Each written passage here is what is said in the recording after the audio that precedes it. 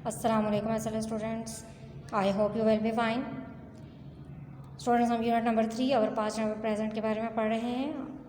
हम उसके content number 5 पढ़ रहे हैं। आज इंशाल्लाह हम उसका लास्ट पार्ट पढ़ेंगे, that is Mughal ruler. Please open your book page number 44। The Mughal ruler. सबसे पहले मुगल रूलर्स में क्या आता है? Zahiruddin Babur. Zahiruddin Babur Mohammad Babur become ruler of Fergana at the age of 12, यानी कि 12 ईयर्स में इसने ये सल्तनत संभाली। When his father died in an accident, जब उसके वालिद का इंतकाल हो गया एक एक्सीडेंट पे। इन्होंने किसको शिकस्त दी थी? He had to keep fighting his rivals to retain his kingdom. अपनी सल्तनत वापस लेने के लिए इन्होंने मुख्तलिफ हरीफों के साथ या अपने जो मुखालिफ थे उनके साथ जंग जारी रखी। बाबर इन्वेडेड दिल्ली इन 1525। बाबर ने 1525 में दिल्ली पर हमला किया। डिफीटेड द दिल्ली सल्तनत Ibrahim Lodi in the famous battle of Panipat. He was the founder of the Mughal dynasty. ये कौन founder of the Mughal dynasty था? यानी कि इसने इस सब कॉन्टिनेंट में मुगल सल्तनत की बुनियाद रखी थी। The descendants of the Mongols. इसने किसको शिकस्त? मंगोल्स को शिकस्त दी। He was an intelligent well read man and an excellent general. After this इसका बेटा इसकी जगह पे इसकी गवर्नमेंट कायम की, जिसने अपनी सल्तनत कायम की, वो था हुमायूं। 1530 से 56 तक उसके बेटे ने यहाँ पे रूल ओवर किया। Humayun's Babur son did not inherited his father's energy through to prove to be a sensible and kind ruler. He went into exile from 1540 to 45 when Sher Shah Suri defeated him. Sher Shah Suri ने जब इसको शिकस्त दी, ठीक है। However, he recovered his throne with the help of the Persians. और फिर उसने Persian यानी कि फ़ारसी ख़ानदान की मदद से अपनी जो सल्तनत है उसको वापस लिया। शेरशाह सूरी बहुत पहले इस एरिया में आया है और यहाँ पे उसने बहुत काम किया है।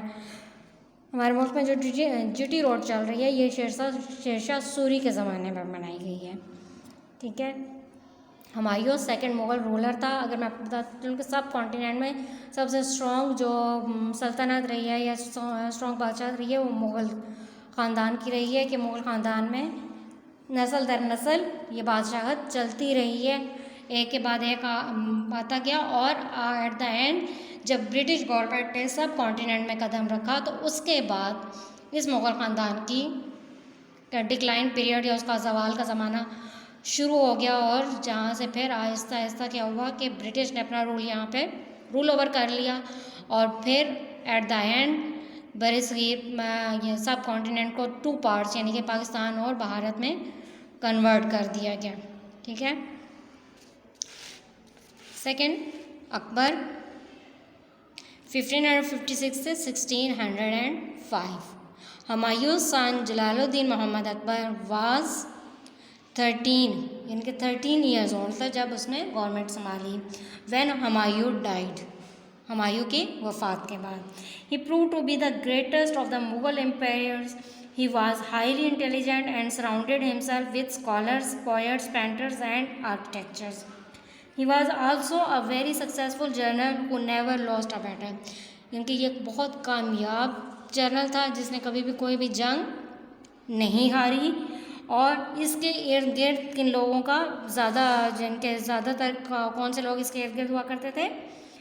स्कॉलर्स, पोएट्स और पेंटर्स और आर्किटेक्चर्स जो हैं वो इसके इर्द गिर्द, यानी कि उनका इसकी सल्तनत में बहुत काम हुआ करता। उसके बाद इसके बेटे जहांगीर 605 से 27। जहांगीर वाज नॉट अ कंक्यूरर, यानी कि वो एक फातेह नहीं था। जैसे उसके फादर ने या उसके बाप दादा ने सल्तनतें हासिल की वैसे उसने नहीं हासिल की, बल्कि वो एक आराम पसंद इंसान था।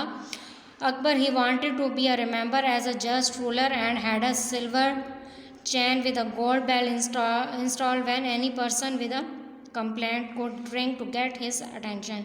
Jahangir ranges also remembered. Jahangir को सिर्फ और सिर्फ एक चीज़ के बारे में, एक चीज़ के लिहाज से जाना जाता है, उसकी मलका, कैपेबल मलका जो थी शाहजहां के रेफरेंस से जाना जाता है, यानी कि ये खुद एक अच्छा लीडर नहीं था बल्कि ये एक अयाश परस्त कह सकते हैं या बहुत आज़ाद ख्याल इंसान था, और इसने अपनी सल्तनत को बचाने के लिए या उसकी बेहतरी के लिए कभी भी कोई काम नहीं किया, बल्कि इस शख्स ने सिर्फ और सिर्फ अपने लिए इसने सर्वाइव किया। उसके बाद इसके बेटे शाहजहां आया, ठीक है। Shahjahan became empire after his father, अपने वालिद के बाद उसने इसको सल्तनत को संभाला, और ये बहुत काबिल बिल्डर था, यानी कि अपनी सल्तनत को आगे बढ़ाने वाला, उसके साथ काम करने वाला। उसने बहुत सी काबिल रश क्या कह लें कि मुतासर कुछ जगह बनाई, जैसे मस्जिदों की तामीर की, ताजमहल आगरा उसने तामीर करवाया, आगरा किला बनवाया, औरंगज़ेब शाह, और उसके बाद 1666 में इसका इंतकाल, 1966 में इसकी डेथ हो गई। और उसके बाद इसके बेटे औरंगज़ेब के पास तख्त गया, यानी कि औरंगज़ेब ने अपने वालिद की जगह पे तख्त संभाला 1658 से 1707, और ये टाइम पीरियड आप कह लें कि जो मुग़ल ख़ानदान के ज़वाल का टाइम यहाँ से स्टार्ट होता है, यानी कि इसकी डेथ के बाद, औरंगज़ेब के इंतकाल के बाद जो है वो मुग़ल ख़ानदान की ज़वाल का वक्त शुरू होता है। और मुग़ल ख़ानदान का आखिरी मुग़ल बादशाह बहादुर शाह ज़फ़र थे, जिनको बरतानिया की हुकूमत ने जिला वतन कर दिया गया था, और कई अरसा वो कैदोबंद की सोबतें बर्दाश्त करते हुए वहीं उसी जेल में इंतकाल फरमा गए थे। Aurangzeb took the throne in 1658. He was a learned man, a strict Muslim who led a simple life, यानी कि एक बहुत सख्त मुसलमान कह लें कि अपने जो इस्लामी तालीमात है उसको बहुत सख्ती से अमल करने वाला शख्स था, और बहुत सादा ज़िंदगी गुजारता था।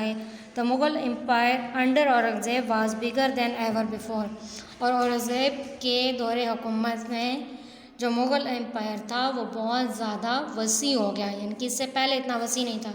हिंदू से कि इसने बहुत सारे इलाके फ़तह किए और अपनी सल्तनत कायम की, सिर्फ और सिर्फ अपने एक अच्छे किरदार की वजह से। After Aurangzeb the empire began to lose its grandeurs owing to the weak rulers that followed. In fact, this was the beginning of the end of the Mughal rule in India.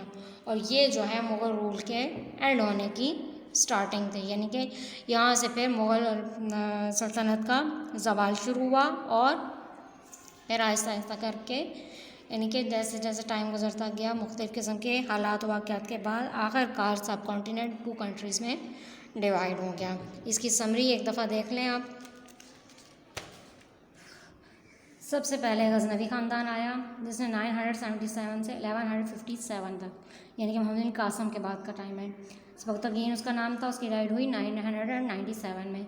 Mahmad Ghaznavi आया, ये आइडल ब्रेकर के नाम से जाना जाता है, और इसकी डेथ हुई 1030 में, यानी कि इसने बहुत से बुतों को तोड़ा। उसके बाद दिल्ली सल्तनत 1180 में कायम हुई। शहाबुद्दीन मोहम्मद गौरी इसका फाउंडर था। 1206 में शहाबुद्दीन के इंतकाल के बाद कुतुबुद्दीन ऐबक, जो कि एक ग़ुलाम कह लें कि हुकूमत यहाँ पर, यानी कि जो ग़ुलाम तबका था, उसने यहाँ पे अपना रोल ओवर किया 1206 में, और 11 तक ये रहा। इसको शिकस्त दी है अल्तुतमिश ने 1211 में से 36 तक। अल्तुतमिश की बेटी रज़िया सुल्ताना आई। रज़िया सुल्ताना के बाद गियासुद्दीन बलबन, जो कि स्लेव डायनेस्टी के थे, स्लेव डायनेस्टी को शिकस्त दी है खिलजी डायनेस्टी ने। गियासुद्दीन बलबन के इंतकाल के बाद 1290 से 1316 तक खिलजी ख़ानदान, उसमें फिर फ़िरोज़ शाह I और अलाउद्दीन खिलजी 1316 तक। फ़िरोज़ शाह I के भतीजे ने फ़िरोज़ शाह को हटाकर अपनी गवर्नमेंट कायम की, एक स्ट्रिक्ट रूलर था। उसके बाद आ जाता है अलाउद्दीन के इंतकाल के बाद तुगलक ख़ानदान ने, यानी कि बहुत से राइवल्स आपस में टकराए, और आखिरकार गियासुद्दीन तुगलक के पास ये सल्तनत गई। गियासुद्दीन तुगलक के अचानक इंतकाल के बाद जो कि कहा जाता है कि उसका मर्डर किया गया था। अचानक इंतकाल के बाद उसके बेटे मोहम्मद बिन तुगलक ने उसको संभाला, जो एक बहुत ही काबिल इंसान था, हर तरह की लैंग्वेजेस के बारे में जानता था और एडमिनिस्ट्रेशन को बहुत अच्छे तरीके से चलाना जानता था। मोहम्मद बिन तुगलक के बाद फिरोज़ शाह उसकी जगह पे उसने अपनी गवर्नमेंट कायम की और उसको बहुत सी मंगोल्स और सैयद्स और मंगोल्स ने शिकस्त दी और फिर मुग़ल ख़ानदान आए। मुग़ल ख़ानदान मंगोल्स को शिकस्त दे के मुग़ल ख़ानदान, और इसका सबसे पहला था बाबर, जो कि फाउंडर था मुग़ल एम्पायर का बरसगीर पाक व हिंद में।